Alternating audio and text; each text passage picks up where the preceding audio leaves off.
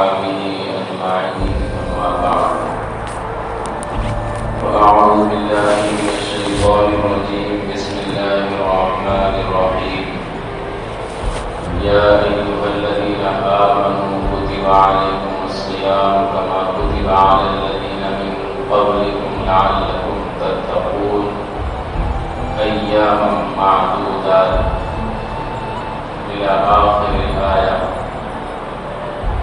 وقال النبي صلى الله عليه وسلم للصائم فرحتان فرحة عند فطره وفرحة عند لقاء الرحمن أو كما قال عليه الصلاة والتسليم. صدق الله العظيم وصدق رسوله النبي الكريم ونحن على ذلك لمن الشاهدين والشاكرين والحمد لله رب العالمين. میرے محترم بزرگ و عزیز ساتھیوں، اللہ تبارک و تعالی نے ہم سب پر ایک بڑا مہینہ، برکتوں والا مہینہ، عظمتوں والا مہینہ سایہ بغل کیا ہے. یہ وہ مہینہ ہے جس کی تلاش اور جستجو اور جس کی طلب میں نبی پاک صلی اللہ علیہ وسلم دعائیں کیا کرتے تھے، اس مہینے کے انتظار میں رہا کرتے تھے. 2 مہینہ یعنی 60 دن پہلے سے رمضان المبارک کی تیاری کیا کرتے تھے. جب رجب کا چاند نظر آتا تو آپ دعا کرتے اللہم بارک لنا فی رجب وبلغنا شعبان وبلغنا رمضان. اے اللہ ہمارے رجب میں، ہمارے شعبان میں برکت عطا فرما اور ہمیں رمضان تک پہنچا. اس کی قدر اور منزلت کا آپ اندازہ لگائیے کہ نبی پاک صلی اللہ علیہ وسلم جیسی عظیم ہستی اس مہینے کی منتظر ہے. پتہ چلا کہ اس مہینے میں کچھ تو خاص بات ہے کہ نبی پاک صلی اللہ علیہ وسلم اس کا انتظار کر رہے ہیں. وہ خاص بات اس مہینے میں کیا ہے اس کو ہم چند گھنٹوں میں بیان نہیں کر سکتے. یوں کہہ لو کہ یہ مہینہ مسلمانوں کی تربیت کا مہینہ ہے. یہ مہینہ مسلمانوں کو حقیقی مسلمان بنانے کا مہینہ ہے. یہ مہینہ مسلمانوں کو جنت دلانے کا مہینہ ہے، جہنم سے خلاصی کا مہینہ ہے. ابو ہریرہ رضی اللہ عنہ فرماتے ہیں اذا دخل رمضان، کہ جب رمضان المبارک کا مہینہ آتا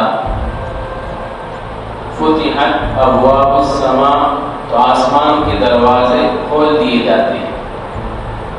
اور ایک روایت میں ہے فتحت ابواب الجنہ، کہ جنت کے دروازے کھول دیے جاتے ہیں. وغلقت ابواب جہنم، اور جہنم کے دروازے بند کر دیے جاتے ہیں. وسلسلت الشیاطین، اور شیاطین کو قید کر دیا جاتا ہے. عام دنوں کے اندر مسلمان اپنی مغفرت کی تلاش میں رہتا ہے. وہ مسلمان جس کو اپنے رب کی مغفرت چاہیے، اپنے رب کی جنت چاہیے، وہ عام دنوں میں اللہ سے مانگتے رہتا ہے کہ اللہ مجھے معاف فرما، مجھے صحیح راستہ دکھا، میری رہنمائی فرما، میرے گناہوں پر معافی کا قلم پھیر دے. لیکن یہ مہینہ ایسا ہوتا ہے کہ اللہ بندوں کو تلاش کرتے ہیں، ہے کوئی معافی چاہنے والا کہ میں اس کو معاف کر دوں. اس مہینے میں اللہ بندوں کی خوب مغفرت فرماتے ہیں. عام دنوں میں اسی لیے مثال سے واضح کیا کہ جب دروازہ بند ہوتا ہے تو اس کو کھلوانے کے لیے کھٹکھٹانا پڑتا. اور یہاں جیسے ہی رمضان کا مہینہ داخل ہوا، نبی پاک صلی اللہ علیہ وسلم فرماتے ہیں کہ جنت کے دروازے پہلے سے کھلے پڑے ہیں، اور جو دروازے پہلے کھلے ہوئے تھے جہنم کے، اس کو بند کر دیا گیا کہ کبھی اس میں کسی کو داخل نہیں کریں گے. ہم یہ چاہتے ہیں کہ ساری انسانیت، سارے مسلمان وہ جنت میں جانے والے بنے، اپنے رب کی رضا پانے والے بنے. اور خاص اہتمام کے ساتھ شیاطین جو انسانوں کو گناہوں میں مبتلا کرتے ہیں، دلوں میں وسوسہ ڈالتے ہیں، ان کو بھی قید کر دیا جاتا. اگرچہ گناہ کے کرنے میں شیطان کا اتنا دخل نہیں ہوتا جس کا خود اس کا اپنا ہوتا ہے. انسانوں کی حالت یہ ہے کہ غلطی کرتا ہے خود لعنت کرتا ہے شیطان پر. شیطان کا خود شعر ہے، ہنسی آتی ہے مجھے حضرت انسان پر، غلطی کرتا ہے خود لعنت کرتا ہے شیطان پر. شیطان کو اللہ نے صرف اتنی طاقت دی ہے کہ وہ وسوسے ڈالتا ہے، بہکاتا ہے، دعوت دیتا ہے. ہاتھ پکڑ کر کسی سے وہ گناہ نہیں کرا سکتا. آدمی خود اپنے اختیار سے چل کر گناہ کی طرف جاتا ہے. اسی لیے اللہ نے اس امت کے ساتھ خصوصی رحم یہ فرمایا ہے کہ اگر اس کے دل میں گناہ کا وسوسہ آئے اور اس کو دل میں جما بھی لے، تب بھی اللہ اس وسوسے پر گناہ کے اس کی پکڑ نہیں فرماتے، معاف فرما دیتے.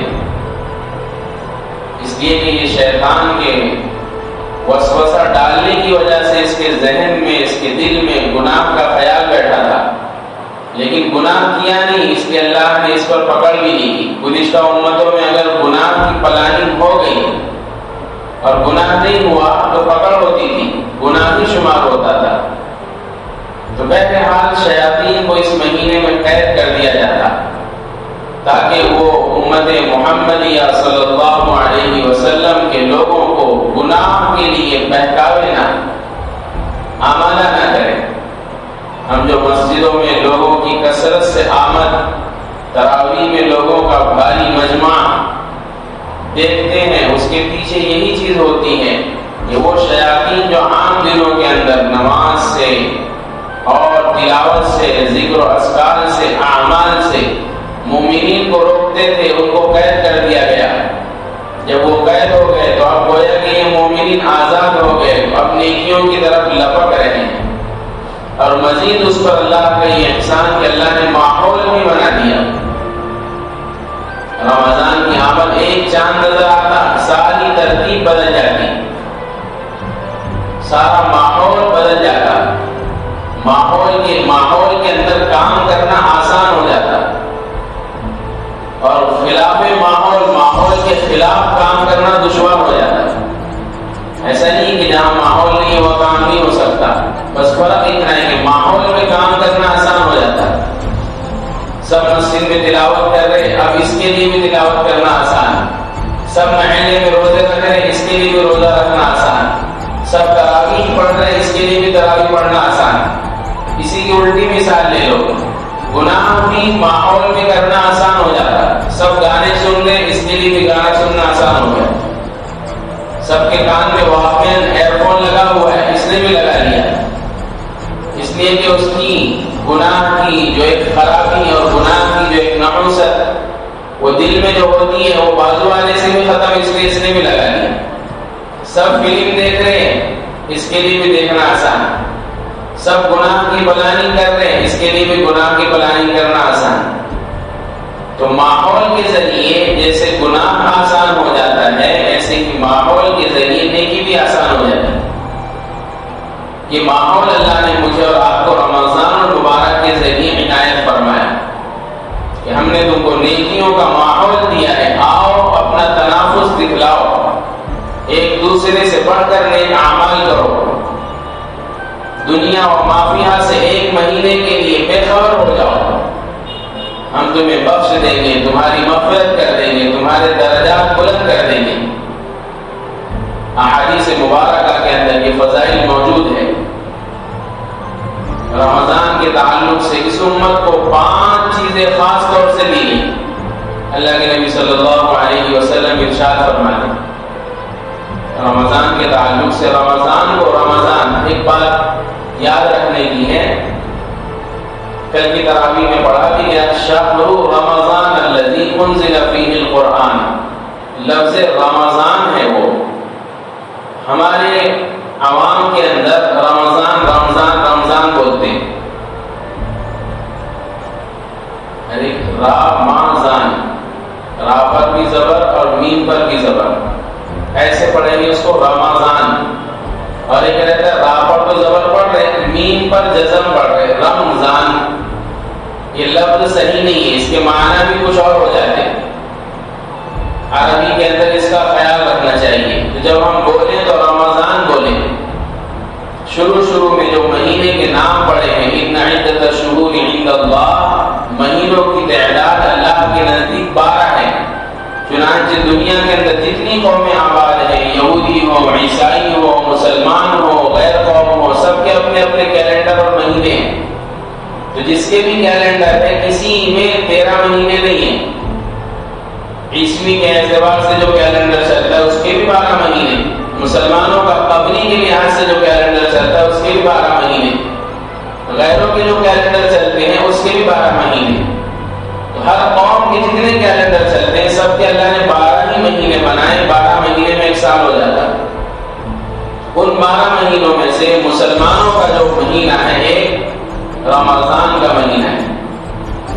تو نام پڑتا ہے جیسے میرا اور آپ کا نام اپنے والدین نے رکھے، ایسے رمضان جس وقت اس کا نام رکھے تو اس وقت عرب کے علاقے کے اندر خوب گرمی پڑ رہی تھی، لو اور ہوائیں اتنی تیز تھی جو آدمی کو جھلسا دیتی. اسی مناسبت سے لوگوں نے اس مہینے کو رمضان کہنا شروع کر دیا، کیونکہ اس کائنات کے خالق اللہ ہے. لوگوں کے ذہن میں بعد میں اللہ ہی ڈالتے، ہر چیز کے موجب حقیقی، ہر چیز کو حقیقت میں پیدا کرنے والے وہ اللہ ہیں، ذریعہ کسی اور کو بناتے ہیں. تو اللہ نے ذہنوں میں ڈالا کہ اس مہینے کا نام رمضان رکھو. اور رمضان کے معنی عربی لغت کے اندر آتے ہیں جھلسا دینے کے، جلا دینے کے، جلا کر خاک اور راکھ بنا دینے کے. چنانچہ صدیوں بعد اللہ نے اسی رمضان کے مہینے میں مسلمانوں پر روزے فرض کر دیے. علماء نے تدبیر کی ہے کہ روزے رکھنے کی وجہ سے، تراویح پڑھنے کی وجہ سے، رمضان میں نیک اعمال کرنے کی وجہ سے یہ پورا مہینہ مسلمانوں کے گناہوں کو جلا کر خاک اور راکھ بنا دیتا. جیسے چیز جلنے کے بعد ختم ہو جاتی ہے، اب موجود نہیں ہے، باقی نہیں ہے، تلاش کرنے سے بھی نظر نہیں آئے گی، نشان بھی نہیں ملے گا کہ کیا چیز جلی تھی. ایسے ہی رمضان کو جو وصول کر لیتے ہیں، رمضان میں جو نیک اعمال کر لیتے ہیں، اپنے رب کو منا لیتے ہیں، ان کے پچھلی زندگی کے تمام گناہ، چاہے وہ کتنے ہی بڑے کیوں نہ ہوں، چاہے وہ کتنے ہی زیادہ کیوں نہ ہوں، اللہ تبارک و تعالی رمضان کے طفیل میں ان سارے گناہوں کو جلا کر خاک بنا دیتے ہیں. اس لیے اس رمضان کے مہینے کی قدردانی کرنی ہے. اللہ تبارک و تعالی بندوں پر بڑے مہربان ہیں. جس آیت کے اندر قرآن ہماری اصل کتاب ہے، رسول اللہ صلی اللہ علیہ وسلم اس کی تشریح کرنے والے ہیں، صحابہ اس کی تفسیر کرنے والے ہیں، فقہا جو امت کے اندر پیدا ہوئے وہ اس کے باریک باریک باریک نقطے بتانے والے ہیں، اس کے فوائد بتانے والے ہیں، اس کی حکمتیں بتانے والے ہیں. تو قرآن کے اندر پیغامات ہیں، احکامات ہیں. سارا قرآن نصیحتوں سے بھرا ہوا ہے. تقریباً 500 آیتیں ہیں، صرف 500 آیتیں، 6666 آیتیں ہیں قرآن میں. اس میں سے صرف 500 آیتوں کے اندر احکامات ہیں. احکامات کا مطلب یہ ہے کہ کیا کرنا ہے اور کیا نہیں کرنا ہے. باقی تمام آیتوں کے اندر اللہ نے اپنی وحدانیت کو، اپنے رسول کی رسالت کو، مرنے کے بعد کی زندگی کو، جنت کو، جہنم کو، آخرت کو، اس کائنات کی حقیقت کو بیان کیا ہے. کوئی آئے اور اس کو سمجھے اور اس کو پڑھے. لیکن اللہ جہاں جہاں احکامات بیان کرتے ہیں، یعنی بندوں سے کچھ ڈیمانڈ کرتے ہیں، کچھ کرنے کے لیے کہتے ہیں، تو ڈاکٹر سے بھی زیادہ مہربانی کا معاملہ کرتے ہیں. ڈاکٹر حضرات کو انجیکشن دینے سے پہلے کھایا لگاتے نا، اس لیے کہ تاکہ تکلیف نہ ہو، بعد میں کوئی مسئلہ نہیں، ہو گیا اللہ اس سے زیادہ نہ کیوں، تاکہ اس مریض پر اپنے مرض کو، وہ مریض اپنے مرض کو بڑا اور گنا نہ سمجھے۔ تو بچے کا انجیکشن تو چھوٹا سا ہے، لیکن دور سے دیکھنے سے ڈر رہے، چلا رہے، لیکن آپ وہ نہیں لیتا، تو پھر کیا حکمت سے دیا جاتا اس کو۔ اللہ جانتے ہیں کہ بندوں کی، انسانوں کی نفسیات کمزور ہے، اسی لیے اب دن بدن جیسے قیامت کا زمانہ قریب آ رہا، مسلمانوں سے نیک اعمال کی قدر و قیمت گھٹتے جا رہی، ہر سال روزے رکھنے والوں کی تعداد کم ہوتے جا رہی، ہر سال رمضان کی جیسے قدر ہونی تھی ویسے اس قدردانی میں کمی آتی جا رہی، لوگ لاپرواہی برتنے لگے، دنیا کو ترجیح، دنیا کی چیزوں کو اہمیت، آخرت کی چیزوں کی اہمیت میں گھٹتی جا رہی، اور ہوگا بھی ایسے ہی، یہ قیامت کی نشانیوں میں سے ہوگا بھی ایسے ہی، دنیا کی چیزیں ترقی کرے گی، اس کی اہمیت انسان کے دلوں میں پہلے سے زیادہ ہوتی جائے گی، آخرت کی چیزوں کی کمی ہوتی جائے گی، اسی لیے تو جب وہ کمی ہوگی تو مارکیٹ کا ایک اصول ہے، جو چیز کم ہو جاتی اس کا بھاؤ بڑھ جاتا، جو چیز شارٹ ہو جاتی اس کی قیمت بڑھ جاتی۔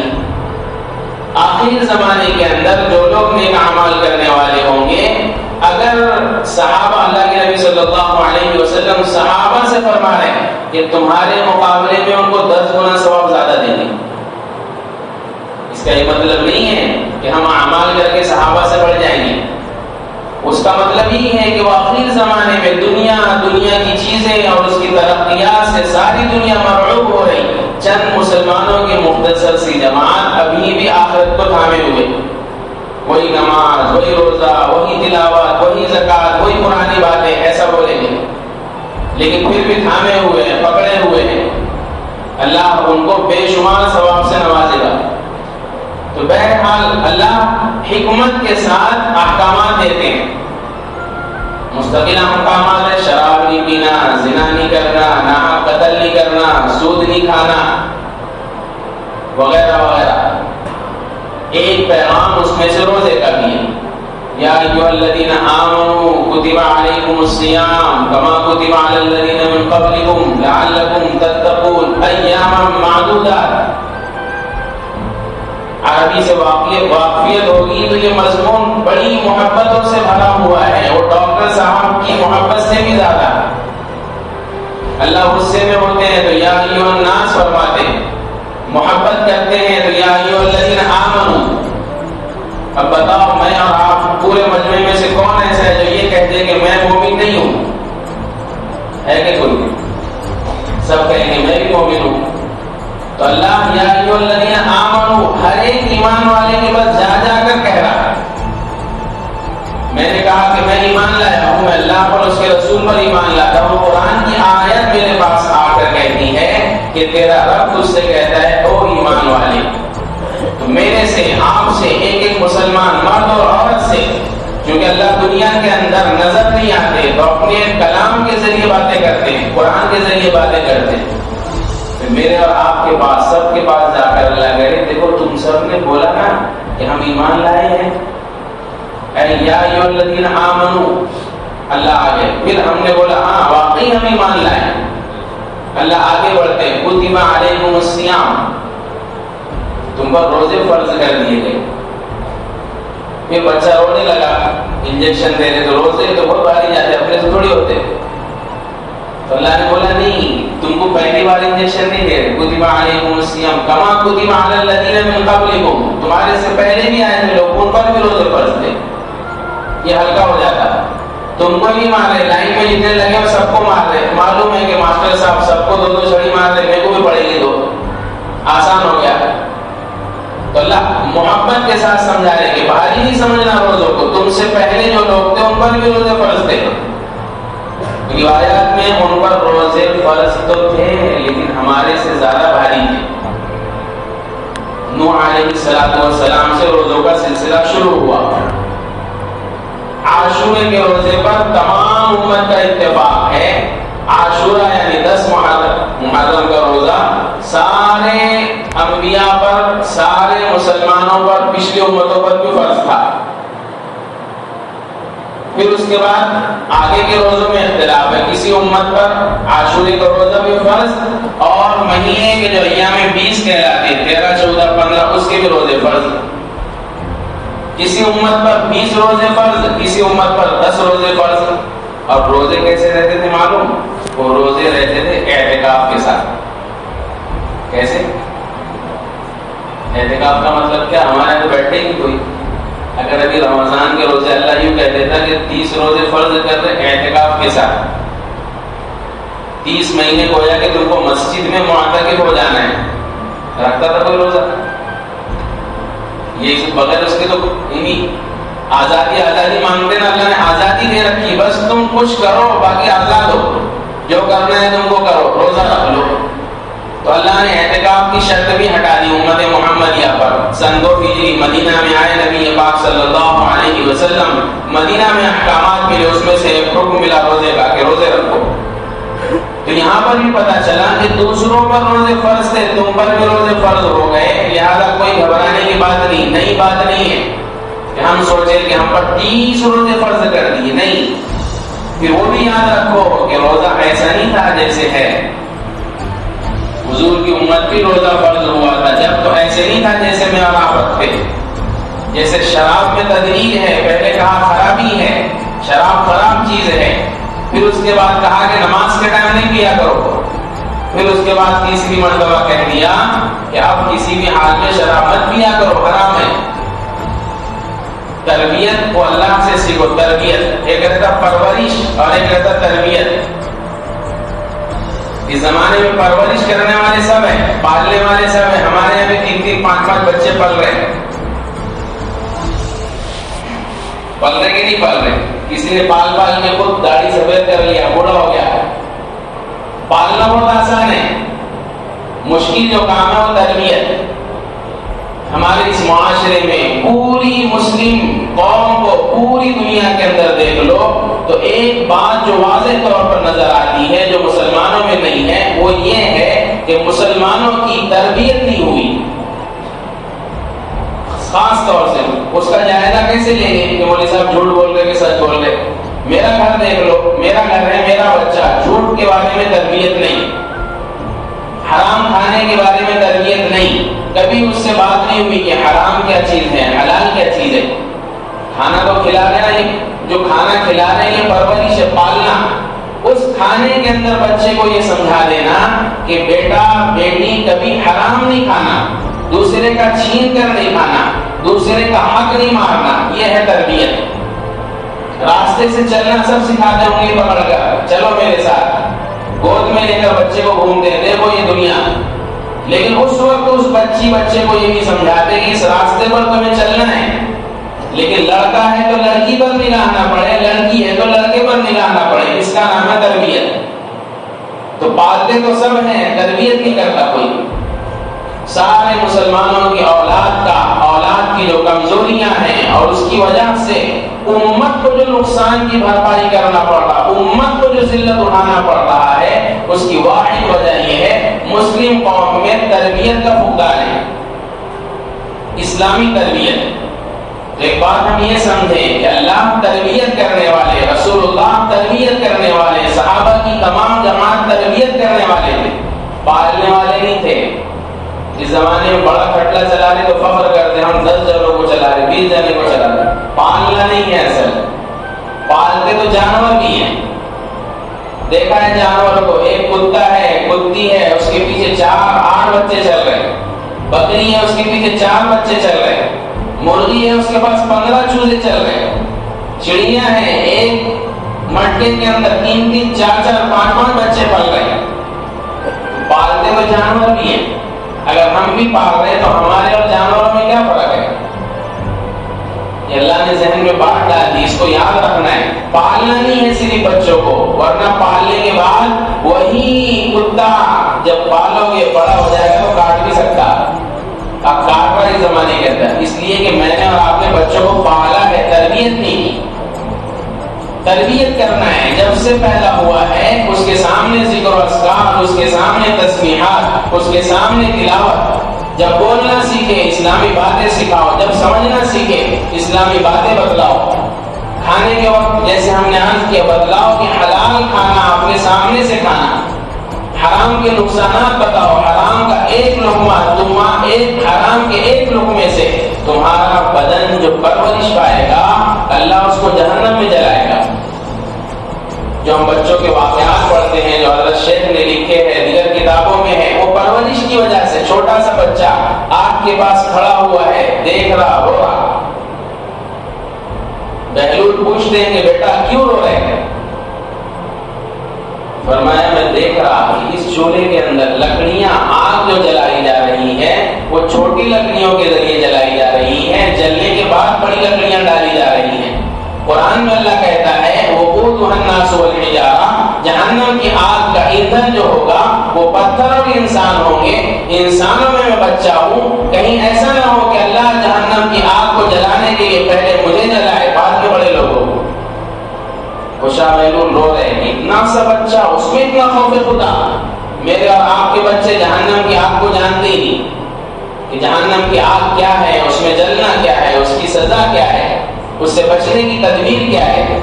اس لیے کہ پورے محلے پورے معاشرے کے اندر تربیت کا فقدان ہے۔ تو بہرحال بات دوسری طرف جاری، ہم یہ عرض کر رہے تھے کہ اللہ تبارک و تعالی بندوں کو پالتے بھی ہیں، پرورش بھی کرتے ہیں، تربیت بھی کرتے ہیں۔ چنانچہ وہ شراب پہلے سمجھایا کہ دیکھو شراب خراب چیز ہے، نہیں پینا چاہیے، گندی بات ہے، سمجھ میں آ گیا۔ لوگوں نے کیا، کچھ لوگوں نے چھوڑ دیا۔ پھر کہا کہ نماز کے ٹائم مت پیا کرو، سمجھ میں آ گیا۔ نماز کے ٹائم صحابہ نہیں پیتے تھے جن کو پینے کی عادت تھی، پھر کہہ دیا کہ اب بالکل نہیں پینا۔ چنانچہ وہ واقعات مشہور ہے، ہم نے سن رکھا کہ مدینہ کی گلیوں کے اندر شراب کی لہریں بہنے لگی۔ یہ تربیت ڈائریکٹ کہہ رہے تھے کہ نہیں پینا۔ جیسے باپ ہمارے زمانے میں بیٹے کی پہلے پیدائش سے لے کر 15 تک تو کچھ بھی سوچتا نہیں کہ اولادیں کیا ہے، ہر خواہش ہر ڈیمانڈ پوری کرتا۔ اب 15 کے بعد نخرے دکھانا شروع کرتا ہو تو ڈائریکٹ ڈنڈا مار دیتا، اور جب ڈنڈا مارتا تو پھر وہ بھی دکھاتا اپنے کرتب کہ وہ بھی جوان ہو گیا نا، گھر سے بھاگ جائے نا، اماں بھی رو رہی ابا بھی رو رہے، گھر سے بھاگ گیا بیٹا کیا معلوم کہاں گیا تم نے مار دیے، کیونکہ پہلے مار ہی نہیں رہتے اس کو، میرا بیٹا یہ وہ نہیں، اس طریقے سے نہیں ہوتی تربیت، بچپن سے سمجھایا جاتا ہے۔ اب جب سمجھاتے حل ہو گئی نہیں سمجھے اب ماریں گے، تو پہلے اللہ تربیت کرنے والے۔ ہماری بات چل رہی تھی روزے پیسے، تو روزہ ایسا نہیں تھا جیسا مجھے اور آپ کو مل گیا اور وہ بھی رکھنا دشوار ہو گیا۔ جب روزہ فرض ہوا مدینہ کے اندر تو یوں تھا کہ روزہ رکھو آنکھ لگ جائے گی، اب اس کے بعد سحری ہوئی نہیں ہے، آنکھ لگنے کے بعد کھانا پینا سب بند۔ جیسا بھی ہم روزہ رکھا ہوا ہے، اب افطار کے وقت روزہ کھلے گا، اس کے بعد کھا لو پی لو جتنا کھانا ہے، اگر آنکھ لگ گئی تمہاری تو اب کھانے پینے کی اجازت نہیں، ایسا روزہ تھا۔ چنانچہ روایات میں کئی صحابہ کے واقعات ہیں، جس میں سے مشہور واقعہ حضرت قیس رضی اللہ عنہ کا۔ مزدور طبقہ، مزدور آدمی، صحابی رسول، محنت کر رہے کھیت میں، ہمیں تو اے سی میں، پنکھوں میں، مکانات میں، یہاں روزے رکھنا بھاری جا رہے ہیں۔ اندازہ لگاؤ دیہاتوں کے اندر اور پیچھے چلے جاؤ، حضور کے زمانے میں کہیں پنکھا نہیں، کہیں اے سی نہیں، سایہ ہی سب کچھ تھا لوگوں کے لیے، درخت اس کا سایہ وہی غنیمت۔ اور ایک زمانہ آئے گا مرنے کے بعد کہ سایہ ہی سب کچھ ہوگا۔ ابھی تو دکھ رہا نا، یہ اے سی ہے، یہ پنکھے ہیں، یہ عمارتیں ہیں، جب مریں گے سارے سائے ختم، ایک سایہ ہوگا اور وہ سایہ ہوگا عرش کا۔ اور اس سائے میں جیسے اور مخصوص لوگ ہوں گے، ایک آدمی ہوگا روزے دار۔ حدیث میں ہے کہ جب لوگ میدان محشر کے اندر حساب کتاب کی پریشانی میں مبتلا ہوں گے، سورج بڑا نیچے ہوگا، پسینے کی بدبو سے شرابور ہوں گے، حالت بے انتہا خراب ہوگی، لائن میں لگے ہوئے کچھ لوگوں پر نظر پڑے گی، وہاں سایہ نظر آ رہا، اس سائے کے نیچے کچھ لوگ بیٹھے ہوئے، وہاں دیکھا تو دسترخوان نظر آ رہا، دسترخوان پر نظر پڑی تو اس پر طرح طرح کی نعمتیں، دونوں طرف سے بیٹھ کر جیسے ہم دعوت میں بیٹھ کر کھاتے ہیں، وہ لوگ مزے سے کھا رہے ہوں گے۔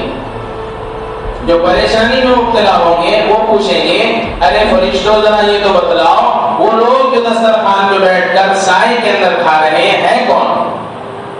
فرشتے کہیں گے وہ لوگ روزے دار ہیں. کون ہے وہ لوگ؟ روزے دار ہیں، روزے رکھتے تھے اہتمام سے، اچھے برے ہر حالات میں، پریشانی میں، تنگی میں، دشواری میں، ہر حال میں روزہ رکھتے تھے. سائے کی، ایئر کنڈیشن کی، ہوا کی، دھوپ کی، گرمی کی، کھانے کی، اس کی پرواہ نہیں کرتے تھے.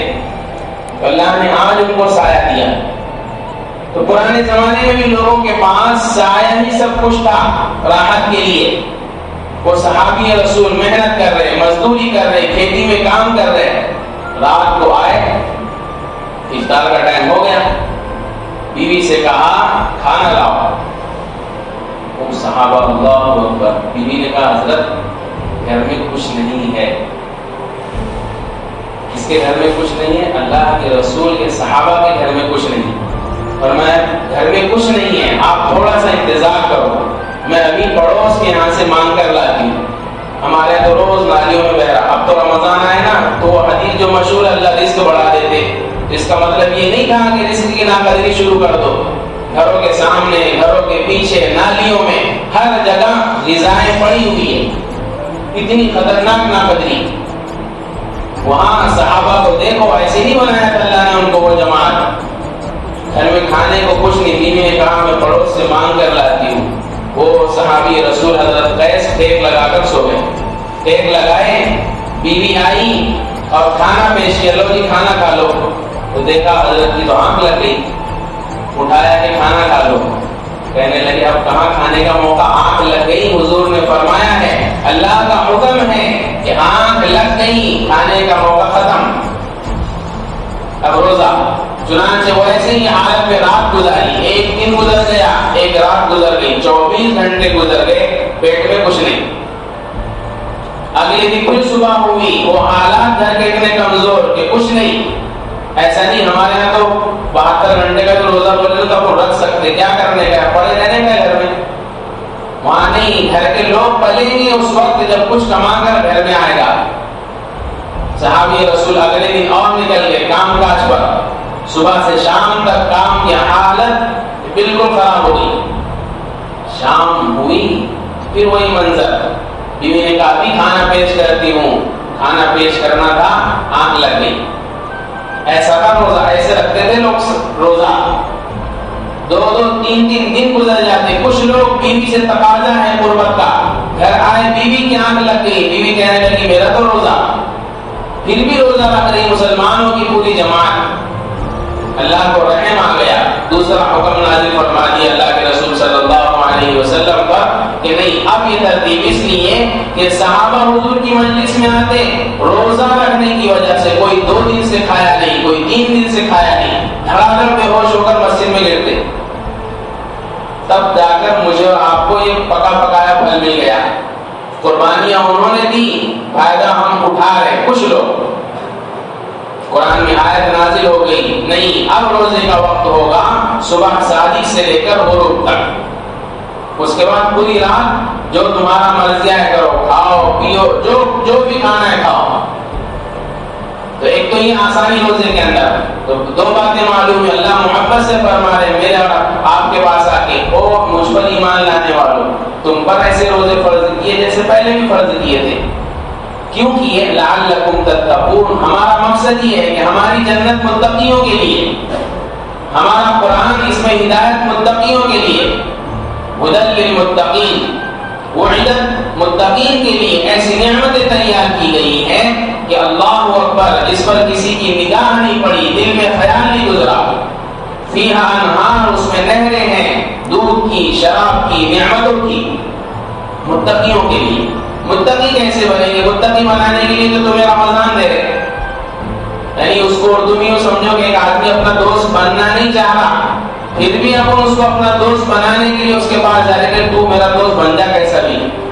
پھر اس میں بھی تو میرا دوست بنے گا تو تیرا ہی فائدہ. تیرے جیب ہمیشہ گھر میں رکھوں گا میں. میرے پاس 3 موبائل رہیں گے، 2 تیرے پاس ہی رہیں گے. تو اللہ تبارک و تعالیٰ دوست بنانا چاہے. متقی کے دوسرا ترجمہ اردو میں کر لو، یہ سمجھ لو متقی بولے تو دوست، بات ماننے والا. اللہ مجھ سے اور آپ سے کہتے ہیں میرا دوست بن جاؤ، کیسے بنو گے؟ بڑا آسان فارمولا ہے، روزے رکھو۔ پھر ہم کو وہی خیال آیا کہ روزے ٹھیک ہے، اللہ روزے رکھتے، لیکن 30 دن بہت ہو گئے نا۔ اللہ نے قرآن کے اندر آیت نازل فرمائی ایام معدودات، ایام یوم کی جمع ہے جس کے معنی آتے دن، معدود کے معنی ہے گنے ہوئے، چند دنوں کی بات ہے۔ کیا کی بات ہے؟ چند دنوں کی بات ہے۔ ایک تو گزر بھی گیا، اب رہ گیا 29۔ گھڑی کبھی بھی الٹی سیٹ کرنا تو آسان ہو جاتی، سیدھی سیٹ کرنا تو بھاری جاتی، اتنا ٹائم۔ جب فٹ بال کے میچ میں الٹی سیٹ رہتی نا تو سب کو دھک رہتی، گول مار لو، اور جو سیدھی والی رہتی اس میں کیا رہتا، لوگوں کو اکثر اطمینان رہتا۔ ابھی اس لیے ہمارے مسجدوں میں سیدھی والی گھڑی ہے نا، جو ہم کو اطمینان رہتا ابھی تو 5 منٹ باقی، ابھی تو 7 منٹ باقی۔ تو بہرحال وہ اس طریقے سے معمولی سے چند دن، اس میں بھی یوں کہہ دیا فمن کان منکم مریضا او علی سفر، تم میں سے کوئی مریض ہوگا، کوئی مسافر ہوگا، ہم کہتے ہیں روزہ مت رکھنا۔ ایسا مریض جو واقعی مریض ہو، اس کو معلوم ہے کہ روزہ رکھوں گا بیماری پڑ جائے گی، روزہ رکھوں گا بے ہوش ہو کر گر جاؤں گا، اس کے لیے رخصت۔ اللہ بہتر جانتا ہے کون مریض ہے کون نہیں، لیکن جو حقیقی مریض ہے ان سے کہہ دیا کہ تم روزہ مت رکھو، جب اچھے ہو جاؤ گے روزہ رکھ لینا۔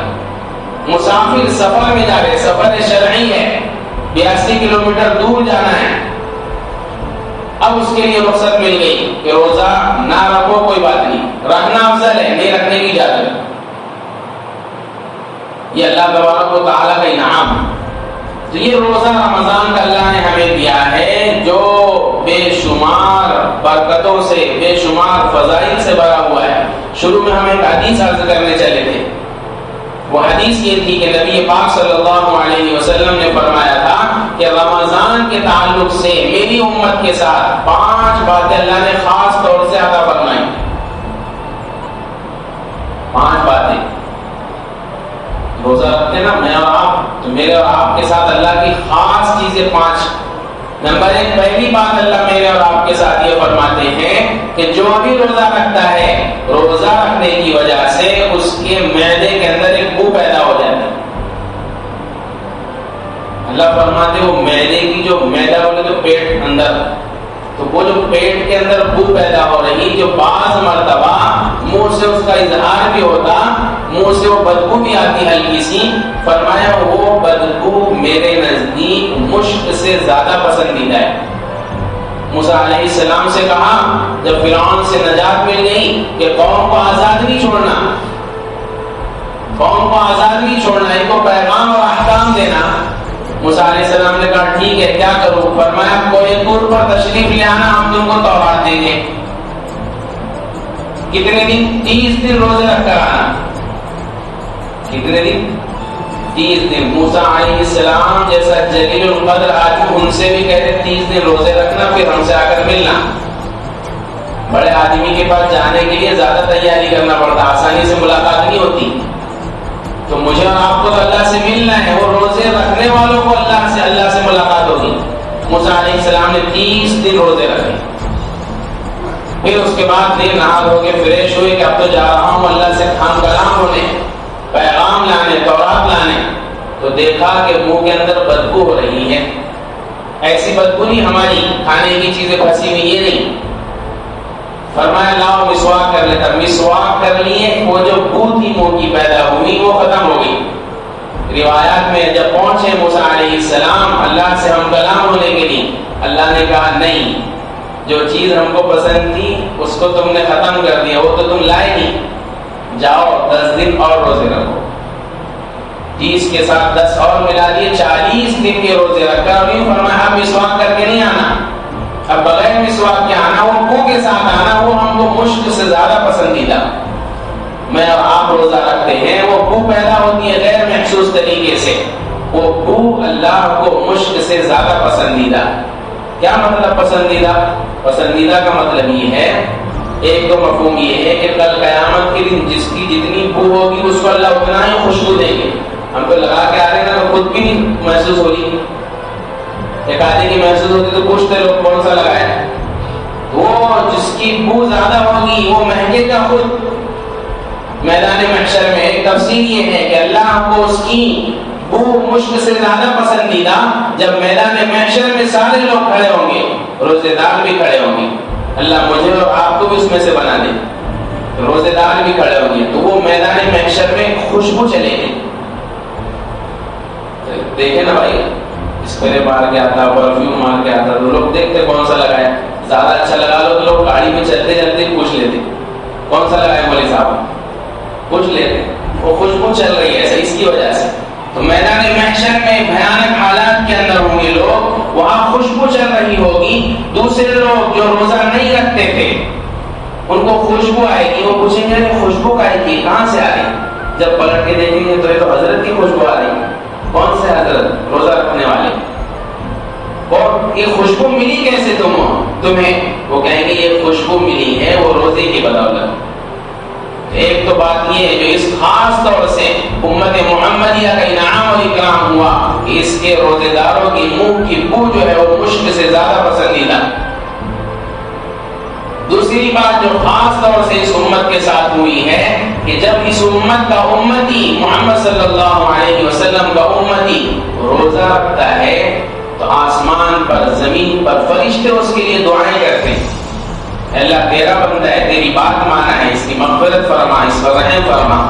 روایات میں ہے حتی الحوت، یہاں تک کہ مچھلیاں بھی سمندر میں اس کے لیے دعائیں کرتے رہتی ہیں افطار تک. میرے اور آپ کے روزہ رکھنے سے، جیسے ہمارے یہاں 26واں رکھاتے ہیں نا، 26واں رکھاتے تو ایما کر کے اماں بھی دعا کر رہی، دادی بھی دعا کر رہی، ابا بھی لگے ہوئے، سب اس کو سراہ رہے، کوئی سر پر ہاتھ پھیر رہا، کوئی پیٹ پر ہاتھ پھیر رہا. کیوں؟ اس کے اکرام میں کہ تو نے بہت کہا وہ اکرام مجھے بتانا ہے، وہ اکرام والا منظر.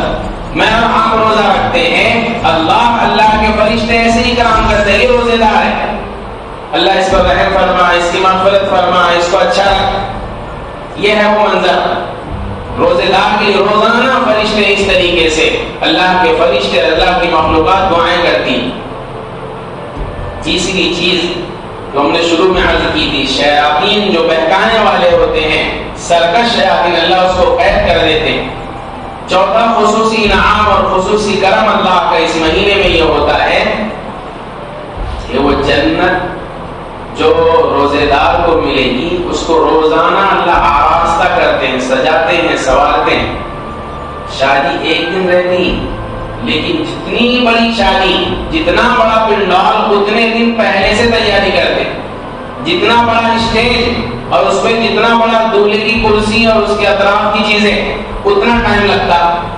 تو دنیا میں اللہ تبارک و تعالیٰ روزے رکھنے والوں کو آخرت میں دنیا سے کئی گنا بڑی جنت دیں گے، تو اس کو سنوارتے بھی ہیں، بناتے بھی ہیں، سجاتے بھی ہیں. ایک روایت میں شروع سال سے لے کر سجاتے رہتے ہیں، اور خاص طور سے رمضان کے اندر روزانہ سجاتے ہیں. اسی لیے حدیث ہے نا، حدیث من صام رمضان ایمانا و احتسابا، جس نے رمضان کا روزہ رکھا ایمان اور احتساب کے ساتھ. احتساب کے معنی تھے لالچ، دلہا خوش ہوگا اسٹیج کو دیکھ کر، میں بیٹھوں گا اس پر، اس کو بولتے لالچ. تو جب میں آپ روزہ رکھ رہے تو دل میں یہ لالچ ہو کہ میرے لیے ایک چیز سجائی جا رہی ہے، میرا تو ایمان ہی ہے، پر اگر وہ چیز جو مقصود ہے اللہ کو ایمان وہ نہ ہوتی تو اللہ مجھے اور آپ کو ایک دم یوں دکھا دیتے وہ جنت ہے، اس کے لیے تیاری کرو. لیکن اللہ نے ایمان بیچ میں رکھا کہ نہیں، بغیر دیکھے ماننا ہے. تو ہمارا یقین ہے کہ وہ چیز ہے، اس میں یقینی مضبوطی طور سے یہ بات مانو کہ جب میں آپ روزہ رکھ رہے تو میری جنت کو اللہ سوار رہے ہیں، اس کی نعمتوں کو اللہ سجا رہے ہیں، بنا رہے ہیں. تو یہ اللہ کا چوتھا انعام جو اس امت کے ساتھ خاص طور سے ہوتا ہے. اور آخری چیز جو فرمائی حدیث کے اندر، خصوصی انعام اس امت کے ساتھ یہ ہوتا ہے کہ جب رمضان کا آخری دن ہوتا ہے تمام روزے داروں کی اللہ مغفرت کر دیتے، تمام روزے داروں کی مغفرت. صحابہ نے جب حدیث سنی فرمایا یا رسول اللہ کیا یہ شب مغفرت ہے، یا یہ شب لیلۃ القدر ہے کہ اللہ معاف فرما رہے ہیں؟ تو آپ نے فرمایا نہیں، لیلۃ القدر تو اپنی جگہ، اس میں تو مغفرت اپنی جگہ. یہ تو قاعدہ ہے کہ اللہ تبارک و تعالیٰ دنیا کے اندر جیسا قاعدہ ہے کہ مزدور کو عمل کے پورا کرنے پر مزدوری دے دی جاتی ہے، ایسے یہ دنیا آخرت کے مزدور ہیں۔ انہوں نے اللہ کے لیے روزہ رکھا، اللہ کی لالچ میں روزہ رکھا، اب اللہ کا کام ہے کہ ان کی مزدوری مغفرت دے دی جائے۔ اس لیے ہم سب تہیہ کریں، ارادہ کریں اور مضبوطی کے ساتھ تمام چیزوں کو بالائے طاق رکھ کر، مشقتوں کو، پریشانیوں کو رکھ کر عزم کریں کہ رمضان کے روزے پورے رکھیں گے۔ من صام رمضان ایمانا، ایک تو ایمان کی وجہ سے، وہ احتساب لالچ کی وجہ سے، غفر لہ، اللہ پچھلے سارے گناہ معاف فرما دیں گے۔ اسی لیے حدیث میں ہم کسی وقت عرض کریں گے رمضان کا مہینہ پایا، مغفرت نہیں کروا پایا، اب اس کے علاوہ کوئی مغفرت کا وقت ہی نہیں ہے اس کے پاس۔ یہ سوچنے کی بات ہے کہ رمضان میں بھی اگر میری اور آپ کی مغفرت نہیں ہو رہی تو پھر اب کہیں نہیں ہوگی۔ اس کے آج سے ڈیوٹی پر لگنا ہے، سارے کام سائٹ میں کرنا ہے، مغفرت مانگنا ہے، جنت مانگنا ہے، جہنم سے پناہ مانگنا ہے، چلتے پھرتے کلمے کا ورد رکھنا ہے۔ اللہم انا نسألک الجنہ، یا اردو میں کہنا اللہ جنت دے دے، جہنم سے بچا لے، اے اللہ میری مغفرت فرما دے، ہمیشہ الفاظ زبان پہ ہی جاری ہو۔ اور آخر میں دو باتیں عرض کر دوں کہ اگر روزہ رکھا لیکن دو باتوں کا اہتمام نہیں کیا تو پھر اس کا روزہ رکھ کر بھی کام کا نہیں ہے۔ اور ہمارے زمانے میں وہ دو باتیں بہت بہت بہت زیادہ ہو گئی۔ پہلی بات مختصری عرض کرنا ہے، اس کی تفصیل ہم کئی مرتبہ عرض کر چکے، صرف یاد دہانی کرانی تاکہ میں اور آپ اس سے بچ جائیں۔ روزہ رکھ رہے، بڑے فضائل ہے جو نہیں کرنے کے بہت سارے کاموں، اس میں سے دو بڑے ہیں۔ ایک کام ہے بد نظری نہیں کرنا، یہ ہم تربیت گاہ کے اندر اللہ ہماری تربیت کرنا چاہ رہے ہیں۔ قرآن میں آیتیں بھی ہیں کہ غیر محرم پر اپنی نگاہ نہیں ڈالنا۔ ہمارے زمانے میں لوگ وہاں تو پردہ دکھاتے ہیں، مارکیٹ میں، محلے میں، موبائل میں پردہ نہیں دکھا رہے، وہاں دیکھ رہے غیر محرم لڑکیوں کو، ہیروئنوں کو۔ روزے کا کوئی فائدہ نہیں ہوگا۔ مقصود اس لیے تو ہم 30 سال سے روزہ رکھ رہے ہیں اور ابھی تک صحت اچھی نہیں ہوئی۔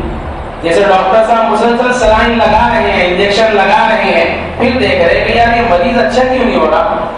مریض کو بولا تھا کہ بھائی 2-3 چیزیں نہیں کھانا، ٹھنڈی چیزیں نہیں کھانا، اس سلائن پہ سلائن لگا رہے، انجیکشن پہ انجیکشن لگا رہے، وہ اچھا نہیں ہو رہا بیٹا۔ وہ ان کو شک ہو رہا کہ میں صحیح دے رہا کہ نہیں دے رہا۔ اس سے پوچھ لیے کہ ہم نے تم سے کہا تھا ٹھنڈا نہیں کھانا، کھا رہے کہ نہیں؟ بولے ٹھنڈا تو روز کھا رہے۔ اسی لیے تو ہم کہہ رہے ہیں کہ ہمارا اتنا مہنگا انجیکشن بھی تم پر کام کیوں نہیں کر رہا۔ بس اتنی سیدھی سی مثال ہے۔ مہینوں کے مہینے 30 رمضان گزر جا رہے، میں اور آپ متقی کیوں نہیں بن پا رہے؟ وہ اس وجہ سے کہ روزے بھی رکھتے ہیں، گناہ بھی کرتے ہیں۔ یہ نہیں ہونا چاہیے۔ ایک مہینہ تو روکو کم سے کم، اپنے نفس سے یہ کہو کہ کروں گا، عید کا چاند دکھنے دے، پھر بعد میں اس کو لالچ دلاؤ کہ ٹھیک ہے بعد میں کروں گا، ابھی 1 مہینے کے لیے سب بند۔ تو سب سے پہلی چیز اپنے روزوں کی برکات حاصل کرنا ہے تو اپنی نگاہوں کی حفاظت۔ دوسری چیز جو اللہ کے رسول صلی اللہ علیہ وسلم نے ارشاد فرمائی ہے وہ ہے غیبت سے اپنے آپ کو بچانا۔ دوسری زبان میں کہہ لو کہ زبان کی حفاظت، نگاہ کی حفاظت، زبان کی حفاظت۔ یہ دوسری والی چیز پہلے سے زیادہ ہے۔ پہلی تو 2-2.5 گھنٹے فلم دیکھ رہا ہوں ہی ہو رہی، یا موبائل میں دیکھ رہا ہو رہی، کہیں کوئی لڑکی جا رہی ہے، نامحرم عورت جا رہی، 2 منٹ کے لیے، 2 سیکنڈ کے لیے نگاہ پڑ رہی، یہ کم ہے۔ یہ دوسری والی چیز زیادہ ہے، غیبت۔ اور غیبت کیوں فرمایا الغیبت اشد من الزنا، غیبت کا گناہ زنا سے بھی زیادہ سخت۔ اگر سامنے والے کو معلوم ہو جائے کہ فلاں آدمی میری غیبت کر رہا تھا تو اس سے جا کر معافی مانگنا واجب ہے۔ اور اگر نہیں معلوم ہے تو پھر علماء نے فرمایا کہ اب جب نہیں معلوم، اللہ نے چھپایا، اس کو نہیں بتایا، تو بھی چھپا لے اور چھپکے استغفار کر، اور اس بندے کے حق میں جس کی تو غیبت کیا کرتا تھا صدقہ کر، خیرات کر، اللہ سے اس کے لیے مغفرت مانگ، اللہ تیری غیبت کو معاف فرما دے گی۔ غیبت کیا ہے؟ غیبت اپنے مردہ بھائی کا گوشت کھانا ہے۔ میں نے ایک مرتبہ عرض بھی کیا تھا، پیٹ کی بیماریاں جو زیادہ چل گئی نا، پیٹ کی بیماری، وقت بہت قلیل بچا ہوا ہے، مختصر عرض کر دوں، پیٹ کی بیماریاں آپ تحقیق کریں گے، جدید تحقیق ہے کہ اگر مردار کھاؤ گے، جیسے وائرس آیا تھا تو سب پریشان تھے نا کیوں آیا، تو چائنا پر الزام لگایا، یہ لوگ کچھ بھی کھا لیتے ہیں، پتا چلا کھانے کی وجہ سے آ رہا. تو محققین نے کہا کہ مردار کھاؤ گے تو اس سے پیٹ کے امراض پیدا ہوں گے. حضور کے زمانے میں 2 عورتیں آئی, حضور نے فرمایا تم گوشت کھا کر آ رہے روزے کی حالت میں. فرمایا یا رسول اللہ ہمارا تو روزہ تھا, ہم نے گوشت کہاں سے کھایا؟ آپ نے وہ دسیاں فرمائے تمہارے دانتوں میں گوشت کی دسیاں پھنسی ہوئی ہے, نکال کر بتلائی دیکھو کہ تم نے غیبت کر کے آیا ہے, یہ حقیقت ہے. فرمایا ہاں ہم عورتیں غیبت میں لگی ہوئی تھی. تو غیبت مردار کا گوشت ہے. مردار کا گوشت غیبت کے جہاں اخروی نقصانات ہیں, عذابات ہے سخت سے سخت. دنیاوی نقصان یہ ہوگا کہ پیٹ خراب ہو جائیں گے, ڈائجیشن ہمیشہ کے لیے خراب ہو جائے گا. اس لیے غیبت سے بچنے کا آسان طریقہ یہ ہے کہ آدمی خاموشی اپنائے. جب کوئی دوسرا اپنے پاس کسی کی بات کرے تو اسے منع کر دے کہ مجھے اس سے کچھ لینا نہیں ہے, نہ مجھے اس سے کچھ دینا ہے, یا اس کی بات میرے سے کرو ہی مت. ہم نے ایک جملہ سنا تھا, تحقیق کا مادہ پیدا ہو جائے. علم کا مقصد ہے کہ تحقیق کا مادہ پیدا ہو جائے. تو امت کے مسلمانوں میں, پوری امت مسلمہ میں ایسا تحقیق کا مادہ پیدا ہوا. دنیا کا علم نہیں آتا الا ماشاءاللہ, دین کا علم نہیں آتا الا ماشاءاللہ, قلیل لوگ ہیں. دنیا کے ماہرین مسلمانوں میں, دین کے ماہرین مسلمانوں میں بہت کم. لیکن محلے کے احوال پوچھو, بولے آپ نے تو بولے تھے علم کا مقصد ہے تحقیق کا مادہ.